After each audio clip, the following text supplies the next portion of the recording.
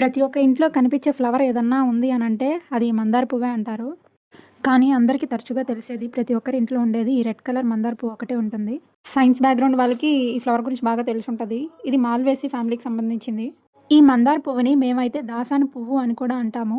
ఈ మందార పువ్వు ఆకులు, ఫ్లవర్స్ ఇవన్నీ ఆయిల్‌లో మరగబెట్టుకొని మన హెయిర్‌కి అప్లై చేసుకుంటే మన హెయిర్ అనేది చాలా గ్రోత్ అనేది ఉంటుంది. కలర్ వాట్ కలర్ అంటే నెక్స్ట్ యెల్లో కలర్. ఇది యెల్లో కలర్ మందార పువ్వు. నా చిన్నప్పుడైతే నార్మల్‌గా రెడ్ కలర్ మందార పువ్వు ఒకటే ఉంటుందనుకున్నాను. కానీ ఇప్పుడు ఈ ఫ్లవర్స్ అన్నిటిని బ్రీడ్ చేసి వెరైటీ కలర్స్ మొత్తం వచ్చేసాయి. ఇప్పుడు నేనైతే ఒక మ్యాజిక్ చేస్తాను. దీన్ని యెల్లో నుంచి పింక్ కలర్‌లోకి చేంజ్ చేస్తాను. చూసారా? ఇది పింక్ కలర్‌లోకి వచ్చేసింది.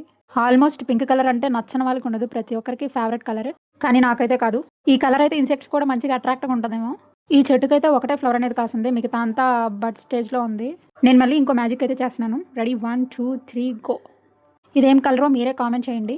ఈ ఫ్లవర్ అయితే 2 షేడ్స్‌గా ఉంది. బయట పెటల్స్ మొత్తం వైట్ కలర్‌లో అండ్ లోపల మొత్తం మెరూన్ కలర్‌లో ఉంది. ఈ ఫ్లవర్ అయితే నాకు చాలా నచ్చింది. వీటిలో 2 టైప్స్ అనేది ఉంటది. ముద్ద మందారం అంటారు. ఇంకోటి రెక్క మందారం అంటారు. ఇంక నా మ్యాజిక్స్ అన్నీ అయిపోయాయి. By by.